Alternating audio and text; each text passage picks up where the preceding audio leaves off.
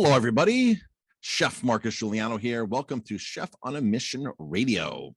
Is my podcast all about food and beverage, how to eat better, how to drink better, how to live better. So welcome to episode number 83. This is the Margarita episode, not margarita pizza, margarita as in tequila. This is all about margaritas today. And with Cinco de Mayo just ending, I thought this would be a very good time because people drink margaritas year round and people love margaritas. But what's really in that margarita? What's really in the tequila? And what are the other spirits that you can use to make a margarita? There's several spirits in Mexico, beyond tequila, like mezcal, reselia, sotol, bacanora. Some things that you may have not have heard of, and some things your local Mexican restaurant may never have heard of. We're going to talk about all of that in this episode. But first, this is brought to you by Aromatime Bistro, located 90 miles north of New York City. We were the first certified green restaurant in upstate New York. And we've been here since 2003, serving farm-to-table cuisine with an amazing bar. Great, we like to say great food, real bar. Lots of great ingredients behind our bar, a lot of great spirits. And this is why I'm going to be dropping the knowledge I am today about tequila and margaritas. And if you want to travel with us to wine regions throughout the world, through Italy, Spain, New York, and now Valle de Guadalupe in Mexico and Baja, visit VIP Winery Vacations. .com. You'll see our upcoming trips there. If you need help in the Hudson Valley, we provide a designated driver service. We get you to the wineries safely. We show up. Our drivers are vetted and our insured drivers drive your car so you can get around safely to all the vineyards here, vineyards, distilleries, and breweries here in the Hudson Valley. So that is Best Hudson Valley Wine Tours.com. Check that out. It's part of VIP Winery Vacations. You can get the link from there, from that website. All right, the Margarita edition. So Jamie and I have had the privilege of going to Mexico 3 times in the last 6 months, and not to Mexican resorts where you check in the Cancun or somewhere and sit on a beach and it's all you can drink and this, that. No, we've gone to the real Mexico. We've gone to the countryside. We've driven a car around. We've rented a car, driven all around Baja, in that northern part of Baja, through the winery region, through the restaurants, meeting people. We've done that 3 times in 6 months. The last time we went, we took a group tour, and we now do group tours there.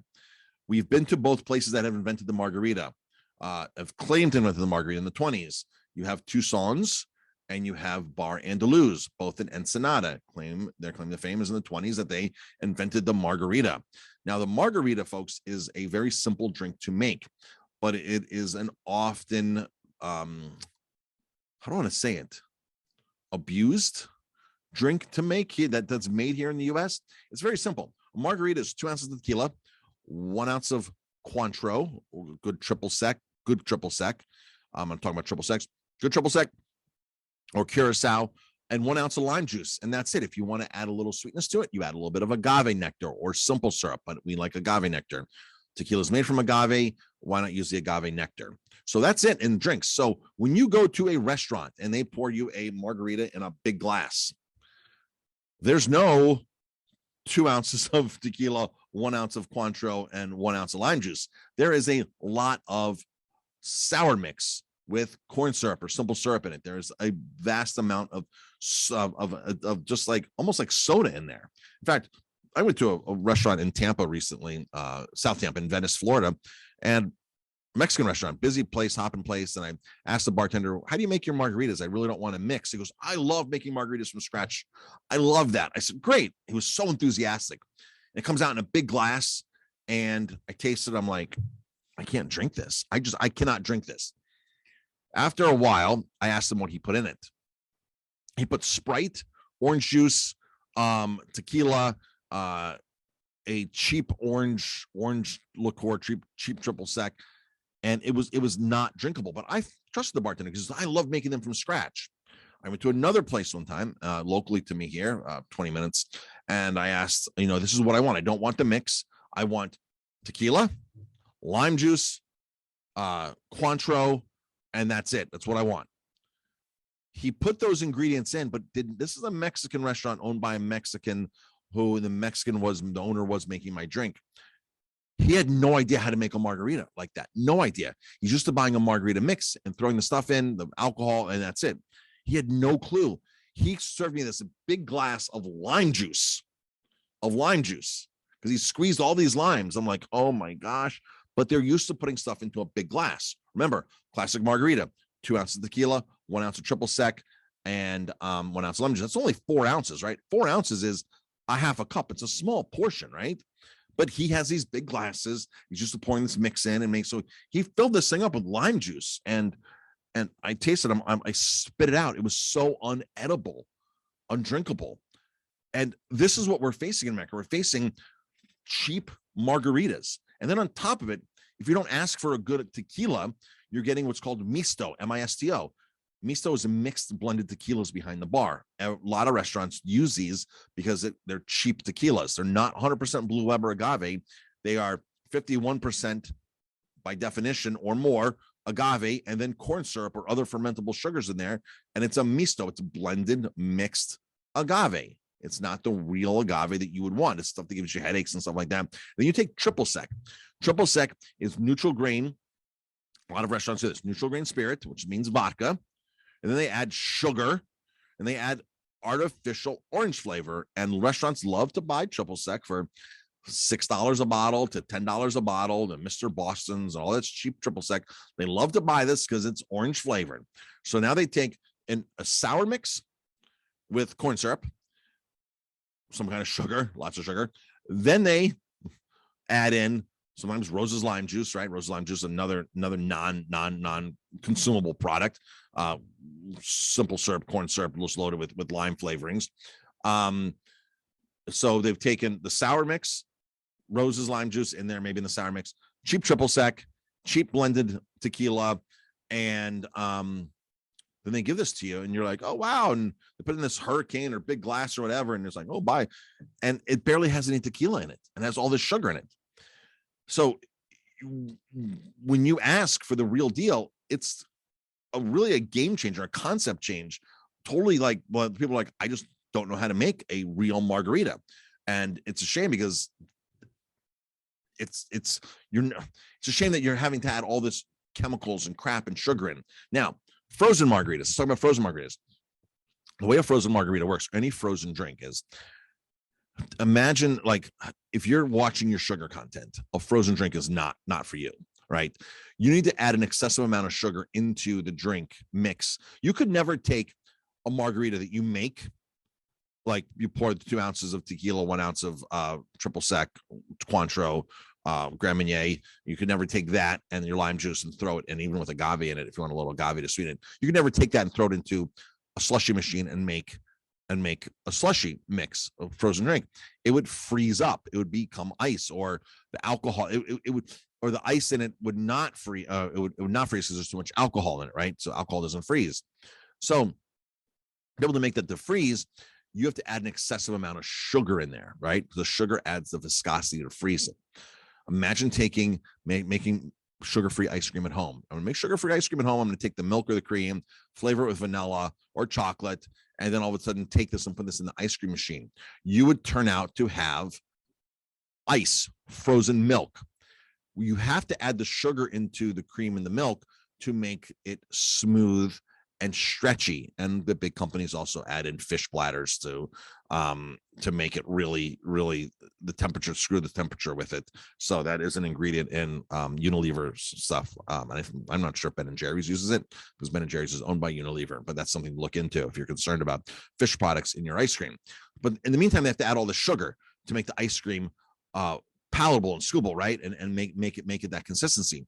Same thing with drinks going into the frozen machine. You have to add an excessive amount of sugar. So frozen drinks are not for you if you're watching your sugar, not for you at all. Don't get me wrong, a frozen cocktail out of a slushy machine on a warm day, nothing beats that. It tastes great, it's cooling, it's awesome, but it's loaded with sugar. Now, tequila that goes into your margarita. Talked about the misto. You can also put in what's true blue Weber agave, which some restaurants will use. You have to ask. This is why you never really want to just order the house margarita at a restaurant and not know what's going in it, because chances are it's not going to be close to the real deal. So tequila, silver tequila. I like silver tequila. I used to like reposado meaning it's aged 2 to 10 months in oak barrels. However, you have products like Cuervo Gold out there. Cuervo Gold is not aged tequila. It's tequila with food coloring. And a lot of tequilas, brown tequilas, gold tequilas are like that. They're just food colored tequilas. They think that the American market, or Americans think that, this is an aged or better tequila because it's brown and this and that. And it's not. It's the same tequila, which is food coloring in it. So the true browner tequila, the amber tequila, is going to be the reposado, which goes 2 to 10 months in oak barrels, which gets its coloring and mellows out the tequila. It's not quite as sharp and pronounced, but I like the pronounced flavor of tequila in my margarita. See, for me, it's a balancing act of a really good Curacao or Grand Marnier or Cointreau, the lime juice, and the tequila, along with a little bit of agave. I like a little bit of agave in mine. In our restaurant, we actually put a touch of seltzer in it too, just to make it pop, the flavor pop, but I mean, I could touch like a tablespoon. That's all we do in it. And our margaritas come in these little small glasses because we're literally only putting 4 ounces of product in there at a time. All right, not that big massive glass with all the sour mix in it. So, you can use reposado, you can use silver. Misto's out and the gold's out, because the gold is again, of course, food colored. Now, what other spirits can you put into this? Maybe the question. We've seen mezcal with mezcalritas. Mezcalritas are very popular. We use mezcal in place of the tequila. Mezcal is a smokier version of, and it's not tequila, it's mezcal. See, so when we talk about mezcals, when we talk about all these spirits in Mexico, imagine whiskey being the overall family. And in the family of whiskeys, you would have rye, you would have bourbons, you'd have a wheat whiskey, right? You'd have a mixed grain bourbon. You'd have all these different brown spirits underneath the category of whiskeys. A single malt is a whiskey. A splendid Scotch is a whiskey, right? So an Irish Jameson is a whiskey. So the same thing when it comes to Mexico and mezcals. You have mezcal is the overall family, which is mezcal in itself. And then you have tequila, bacanora, Sotol. These are all types that fall underneath that whole umbrella of mezcals, meaning they're made from cactus or agave, cactus and or agave. I'm going to use cactus and agave interchangeably here, meaning that it's sort of the same thing when I reference it, cactus and agave. Okay, the agave cactus, people call it as well. So I'm using it interchangeably. Now, let's see. So mezcal is made from a specific type of cactus, or several types, right? Different species, as opposed to the blue Weber for tequila. The mezcal is mixed. Mezcal is made in much more in a primitive way. You dig a pit, you have a concrete pit. It has a roof on top of it. If you're making it primitively, like for your family and stuff like that, you're digging a hole outside and throwing all the piñas in, charcoaling it up, right? A lot of wood, cover it up with dirt, put a smokestack in the center, and cook it for 7 days out there, and then unearth it, and then take a Tahona wheel or something and crush it, press it, cut the juices out, and then start the fermentation process from there. Because it's cooked like that, it is very smoky. It can be very smoky. Some mezcals have less smoke. There's one brand called Indecent Old Man, which is no smoke. It is actually a steamed mezcal. He believes that to his part of being green and preserving the environment is not using wood to make his mezcal.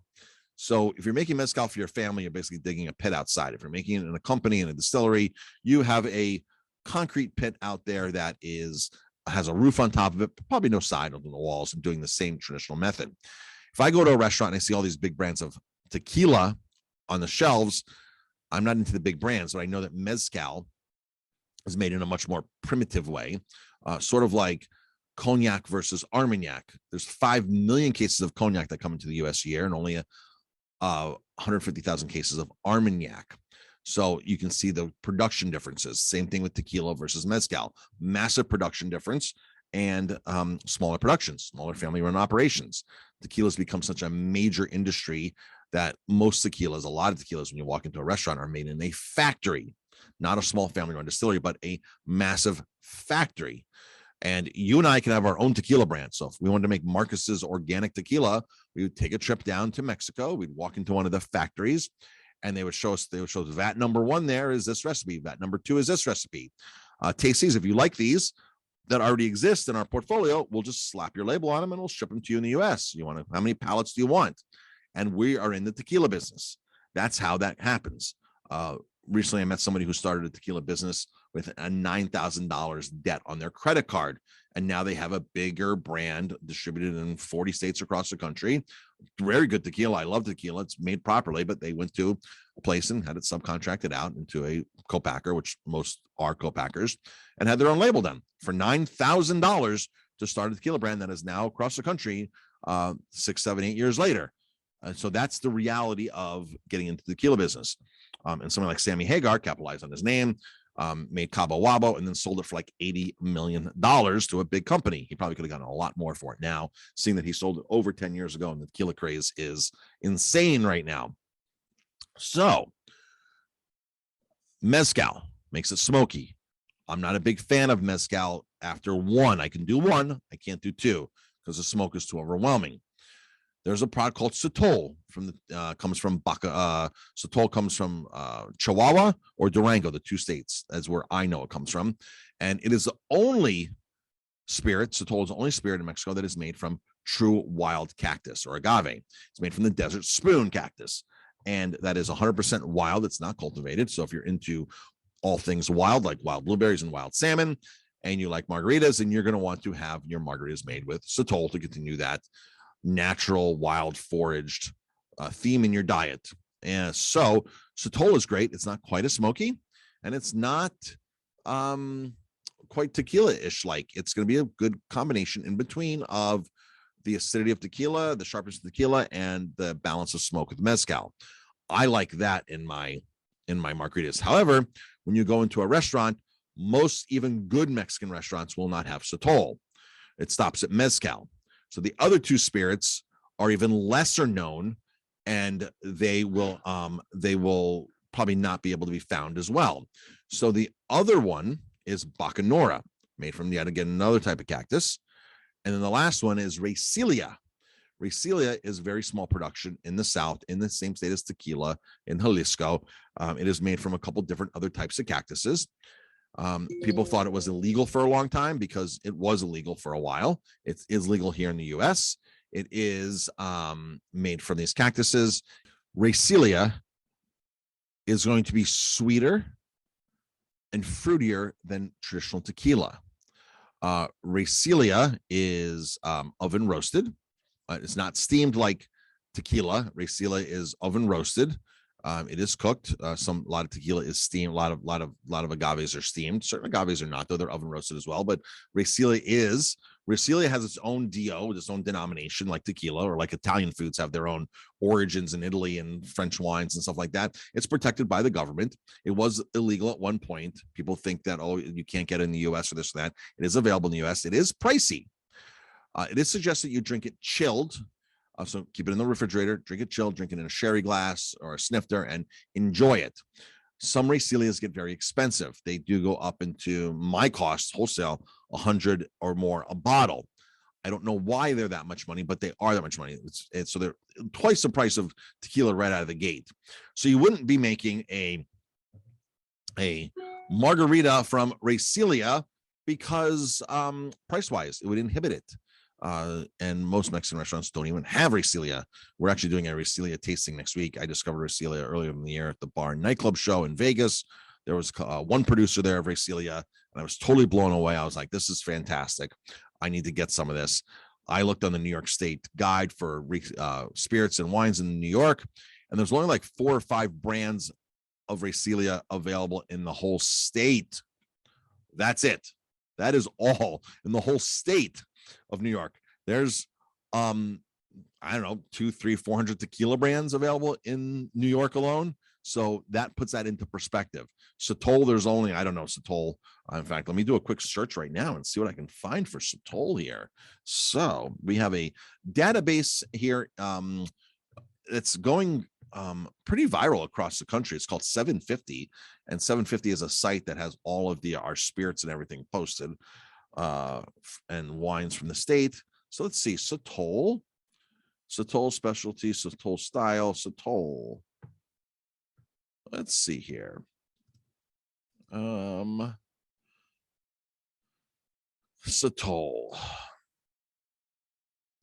All right, so there's not many Sotols, folks. Let's find out exactly how many there are here. It's one page of results. So Sotol. 1, 2, 3, 4, 5. Next page. 6, 7, 8, 9, 10.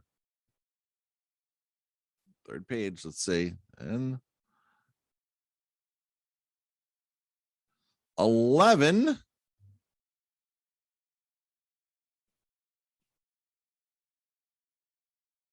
Maybe the 12th and 13th are available. They don't have a specific vendor. Oh, no, they do. 13 Sotols available in New York State. That's it under the specialty category of Sotols. That is it. 13. So this is why even your better Mexican restaurant is not going to have Sotol. First of all, they probably don't know where to buy it, and they probably don't know about it. Racelia is going to even be rarer than Sotol, right? So, and more expensive. Some of those Sotols do get expensive, by the way. Some of them are 65, 75 bucks a bottle. Average $40 a bottle and up wholesale cost. So, Racelia, Bacanora, Sotol, Mezcal, Tequila. Those are all of your, these are the 5 Mexican spirits that I know of. Now, could there be another one? There absolutely could be. For the longest time, I thought there was only 4. I thought that Bacanora, that I didn't know very seen it until I went to the bar and nightclub show. I didn't know about that until then. And of course, there's no reason because like I said, there's only like 4 available in New York here. So a little more information on Racelia. It is the southwestern part of the state of Jalisco. So it's a specific region in Jalisco where Jalisco is a state that tequila comes in. Let's see. Anything else we need to know about Racelia here? What does Racelia taste like? It is subtle smokiness, but is generally more pungent acids, acidic, fruity, and floral. Fruitier and floral than mezcals or tequila. So they nicknamed it tequila's funkier cousin on Thrillist.com. Tequila's funkier cousin. I have not read this article yet, but I will read this article. Looks like a good read here, and they do some brands here, and they list some prices of these brands. The cheapest one here is $40, which is that's $40 for a half bottle, so $80 for a full bottle. Then $60, $85, $95, $130, and $200 for Racelia. So they see that they are more expensive than tequila and mezcal and the others. So let's see, anything else I can talk about Racelia? I think I've covered a lot there on this. So that is your full rundown for margaritas and tequilas and tequila-like spirits from Mexico. And again, margaritas are just so popular, very, very popular. So again, if you want the real deal in a margarita, you go to a bar, a restaurant, and you say, this is all I want in my margarita. I want 2 ounces of tequila. I want 1 ounce of fresh lime juice. I want 1 ounce of Cointreau in most cases, Grand Marnier. I'll tell you the difference right after this, and maybe a touch of agave to round it out. I want it shaken. I want it poured on the rocks, and a rim of salt. And that right there is your margarita. When you go to Husson's, in Mexico, in Ensenada, the place that invented it, or a Bar Andaluz. They are short margaritas because there's just 4 ounces, right? They're small, short margaritas. That's it. They're not these big sugary drinks at all. You can find the big sugary drinks in Mexico all throughout the resorts, and even in some of the smaller cities we went to that are more touristy. They have those sugary margaritas like they have here in the United States. When you go to a place and the restaurant pulls out a jug and starts pouring out of a jug, you know you're in trouble. You definitely know you are in trouble with what's in that margarita. Now, the worst day to possibly drink margaritas in a restaurant is going to be Cinco de Mayo, because I can guarantee you most Mexican restaurants will be making volumes ahead of this stuff because they're going to go through so many margaritas. So maybe they are, maybe they're not. You just have to ask, you have to watch and see what they're doing. But that's the day they're going to want to take shortcuts and really make it. Now, as far as taking shortcuts, even though we have the recipe down pat for a margarita, I find when you scale it out to a pitcher, it's just not the same as making them individually. And when people ask us for a pitcher of margaritas at the restaurant here, I'm like, we're going to charge you the same price. You might as well get one by one by one by one and avoid the scaling of it, because it's just I feel it just doesn't come out the same. Logistically, it should, right? But it doesn't for some reason. So let's end this with the talk about your orange liqueur that's going to go into the margarita, because I didn't talk about that. Cointreau, people like to say Cointreau or Grand Marnier. Cointreau is a neutral grain spirit, so it's basically vodka base with sugar and infused oranges, right? That's what that is.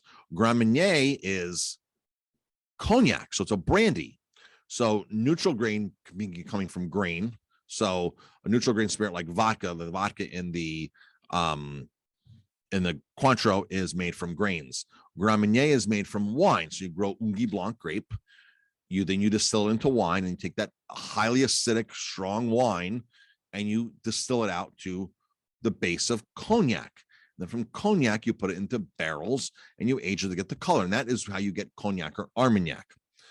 Then for Grand Marnier, you take the cognac and you infuse oranges into it. Green oranges, by the way. Did you know green oranges go into cognac?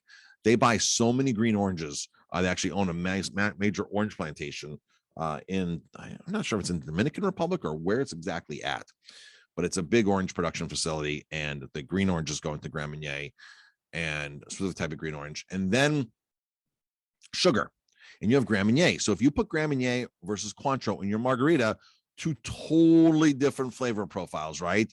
Imagine making a margarita now imagine we break out the ingredients. We take tequila, lime juice, and instead of Grand Marnier, we take a shot of Cavassier, a shot of orange, something orange, right? Orange extract in there.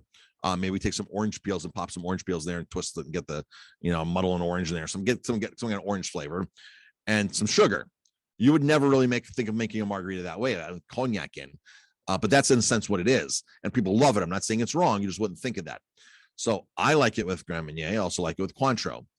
However, we've discovered a brand called Brovo, B-R-O-V-O, Brovo, made by bartenders specifically for the margarita. They were frustrated bartenders that said, this is crazy. We want something that's going to fit the bill better for a margarita.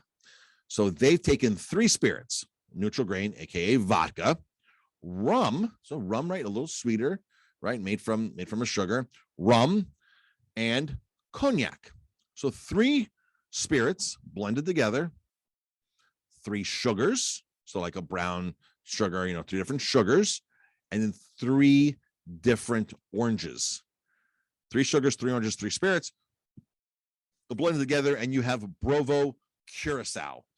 It is amazing for margaritas. If you find this is what you will want to use. This is what makes our margaritas one of the reasons what makes our margaritas so darn good is because of this Curacao. If you're putting in triple sec, which a lot of places love, that cheap bottle of triple sec, $6 bottle of Mr. Boston's or $8 bottle of Mr. Boston's or whatever cheap brand of triple sec, it's neutral grain cheap vodka, neutral grain spirit cheap vodka, artificial flavorings, and lots of sugar.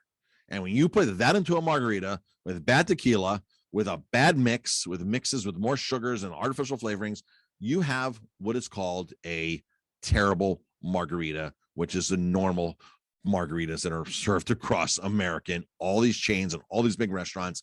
That's what you have, folks. It's part of what it is to keep costs down.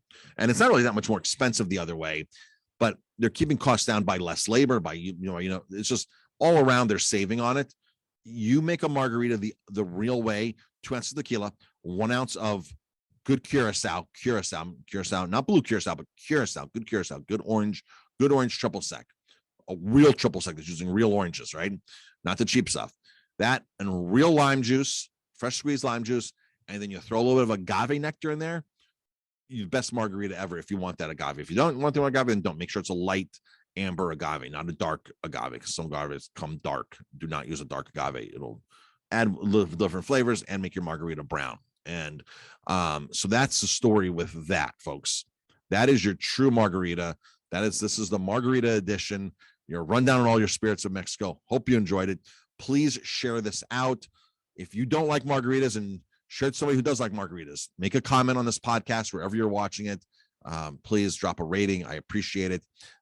This will just help this podcast keep growing and encourage me to keep making content, right? So please share it out and always drink responsibly. And of course, this was brought to you by Aroma Time Bistro and VIP Winery Vacations. Everybody, thank you very much. I appreciate the views. If you come to my restaurant, I really appreciate the support.